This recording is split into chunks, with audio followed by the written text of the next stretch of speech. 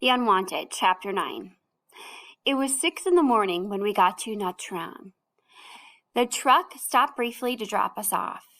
There was barely a moment for us to bid farewell to the soldiers before they continued on their journey. We walked home in apprehension. Natran seemed to have acquired another layer of skin. New flags flew in front of every house. No one was on the streets. The city appeared clean and lifeless, except for the loudspeakers on every corner, broadcasting chapters of the Constitution of the Socialist Republic of Vietnam. At home, we faced an incomprehensible ruin.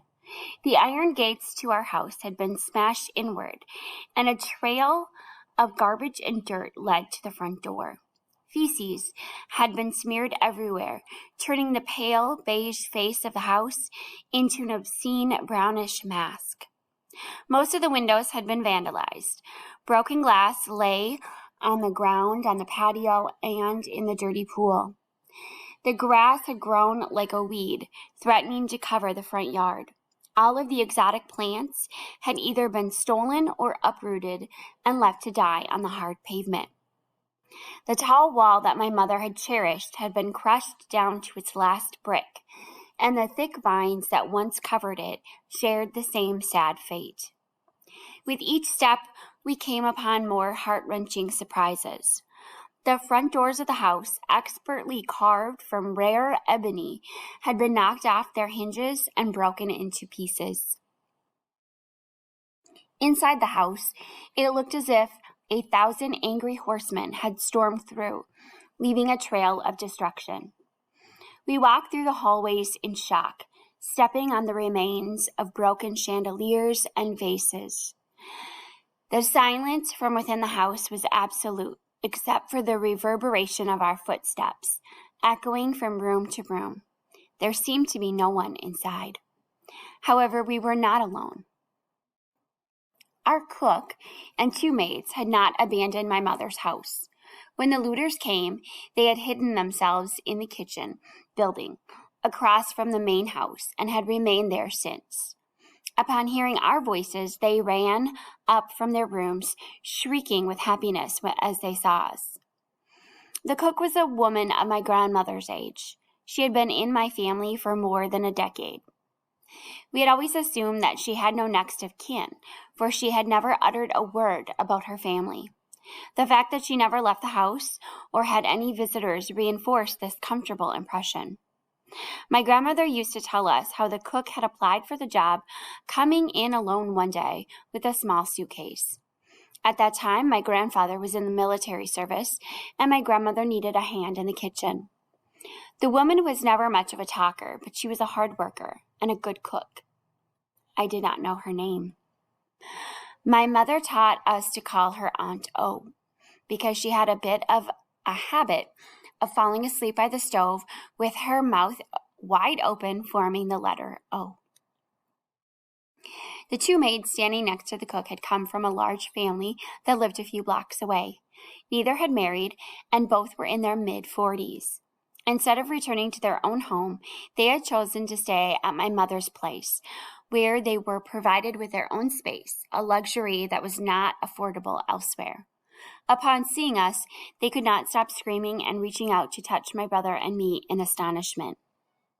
They said over and over to my grandparents that they were happy to see us arriving home safe and sound. Aunt O cracked open a coconut. She poured its juice over a boiling pot of sticky rice as we sat on the floor in the kitchen, listening to the gossip from the 2 chirping maids. They filled us in as to what had happened to the city since we had left. Convicts who had escaped from prison a few days before the communists took over had vandalized the house on numerous occasions. After that, looters had come, looking for hidden treasure, and others had come looking for us. Aunt O and the maids were about to give up hope of our return. They imagined that we had fled the country before the fall of Saigon. In Nha Trang, the communists had settled in during the last few weeks. Census had been taken, starting with the citizens' voluntary registration. Through the information that they had gathered, the communists had taken away the first group of men who had held high status in the old government and military. In the middle of the night, the men were taken out of their houses in handcuffs and chains to a top secret location. Without revealing too much, the government informed the prisoners' wives and children only of the name of their secret camp, a neo-educational compound where they would be enlightened about the superiority of the new order. The communists had divided the city into small groups called towns, and even smaller divisions called clusters or communities, composed of about 15 families. Each of these communities was headed by an elected official who in most cases either had been brought in by the military or was in the past a spy for the communist government. The voting was a formality in which everybody came out to acknowledge his position. Aunt O put the sticky rice with coconut toppings in little bowls and laid each one down on the kitchen floor in front of us and spoke to my mother for the first time. You have to go to the community hall and register your family. Do it as soon as possible, if you don't want any more trouble than you're already in. My mother gazed at her with a puzzled look. Trouble? You mean they're looking for me? What trouble are you referring to? Aunt O shrugged, pointing at my brother and me. This trouble. She looked up from us to the window. Following her gaze, we saw the mansion hiding behind a large palm tree. That trouble, she said to my mother. My mother kept silent as the cook continued.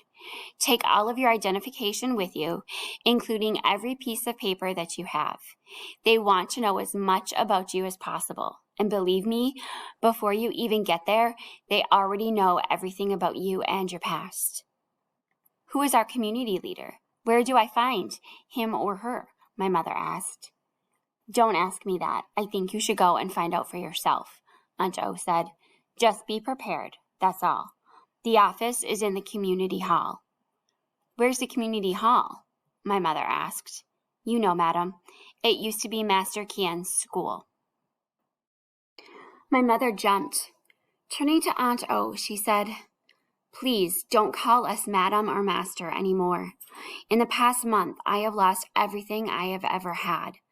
I am now as dirt poor as everyone else. If you all want to see me live to raise my children, then please stop using those titles. She got up to leave the kitchen. Aunt O called after her. You'd better go around town and tell everyone that. And when you meet the town leader, tell him that too. Otherwise, he will address you as madam, because that was what you always wanted everybody to call you. Remember? My mother ran out of the house and disappeared for the rest of the day. As night fell, my grandparents watched the clock and fretted. Unable to stay still, my grandmother walked outside to the front gates and looked up and down the street. Inside, Luan kept Jimmy and me occupied in my mother's room with her stories. Nevertheless, we both wanted our mother. The anxiety mounted, and finally my brother started to cry. A few moments later, I joined him. Luan sat on the edge of the bed, watching us cry ourselves to sleep. My mother did not come back until the next afternoon. She was as pale as a sheet of paper. Without saying a word to anyone, she stormed into the house and disappeared into her room, slamming the door behind her. My grandparents ran after her and knocked on the door in vain. Ignoring their pleas, she remained inside for the rest of the day. Later that evening, my grandmother urged me to take a tray of food upstairs to my mother. I came to her door, balanced the tray in one hand, and knocked gently with the other. A long silence weighed heavily, and then I heard her voice. Kian? Yes, Mommy. Can I come in? I heard her footsteps as she got up from her bed and opened the door. She stood before me with dark circles under her eyes and tangled hair. Looking at me as though I were a stranger, she took the tray. I walked into her room and heard the door snap shut behind me. The room was a mess. It looked as if my mother had turned everything inside out and upside down. In the middle of her bed, on top of a white handkerchief, lay a handful of her jewelry gleaming under the light. She set the dinner tray down on her makeup desk, picked up the handkerchief, and tied it into a knot with the jewelry inside. Then she picked me up off my feet and set me down on a chair in front of the broken mirror. She knelt before me. Her eyes stared into mine, dark as black pearls. I could feel electricity racing along the nape of my neck. "Oh, Kian," she sighed, "there are so many things I want to tell you. I don't know where to start. Let me just begin by saying that from this point on, I can't allow you to be a child any longer." "Yes, Mommy." "How old are you, Kian? Can you tell me?" "In 4 days, I'm going to be 8, Mommy," I said to her, thinking that the answer would please her, but she reacted with dismay. "Oh, God, that's right. Your birthday is coming, isn't it? Kian, listen to me. You are my oldest son. You have to help me. I can't do this alone. Do you understand?" "Understand, Mommy?" "You have to grow up. I am going to have another baby soon, and I need you to help me. From now on, you can't just cry anytime things get tough, and you can't trouble me anymore. You have to take good care of your brother, and when the baby comes, you have to take care of it as well. I need your help, and I need you to promise me, okay, Kian?" "Yes, I promise." "What are you promising me?" she pressed. "I promise not to cry, to be tough, to take care of Jimmy and the baby." She hugged me for a long time. Then she continued, "Good boy. There are 2 more things I want. No, not want. I need you to understand. Number 1, I want you to keep everything you know a secret. Don't tell anyone anything, even if they threaten you. Remember all the dead bodies we saw on the street? If you say anything at all, I will die like them. So will you, and your grandfather, and your grandmother, and your brother, and the baby too. Don't say anything. Everyone will kill us," I repeated. "Exactly. Number 2, guard this for me with your life." She stuffed the handkerchief into my trouser pocket. "This is all I have left. Without this, we also die. Don't show it to anyone and don't ever lose it. Understand?" "Why don't you hide it, Mommy?" "I did. I hid it in your trousers. Just you and I know about this, okay?" "Okay." "How long do I keep it?" I asked her. "Maybe for a long time. I don't know exactly how long. Every night before bedtime, I will see you in here, and you will show me the handkerchief, so you won't forget and drop it somewhere. Yes?" "Yes, Mommy."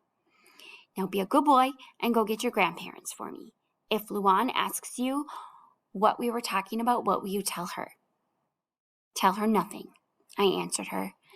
She breathed out a sigh of relief and said to me, "That's my boy. Now go. Go fetch your grandparents." I didn't have to. My grandparents wasted no time rushing upstairs to meet my mother as soon as they heard her door open. We all sat on her bed as she told us what had happened to her at the community center where she had gone to register our family.